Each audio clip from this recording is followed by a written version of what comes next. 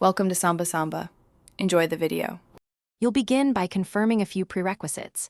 Sign into the same Apple ID across devices, confirm your Apple Music subscription, and connect to Wi-Fi.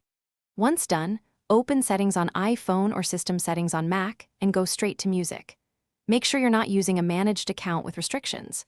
Now, look for Sync Library or iCloud Music Library. That's the switch you'll toggle next. Doing this early avoids mismatched libraries and lost playlists. Now enable Sync Library step by step. On iPhone, open Settings, tap Music, then toggle Sync Library on. On Mac, open the Music app, go to Settings or Preferences, then General and check Sync Library. Once enabled, the device will compare local tracks with iCloud Music Library and begin uploading or merging items.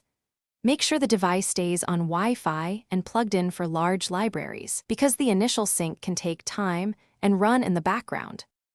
Finish by verifying that your playlists, albums, and song counts match across devices. Open Apple Music on each device and spot check key playlists. If items are missing, sign out of Apple ID and sign back in, or toggle Sync Library off and on to force a refresh.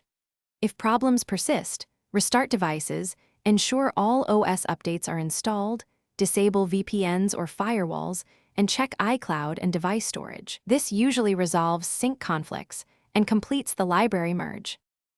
Thanks for watching. Consider subscribing if we helped you.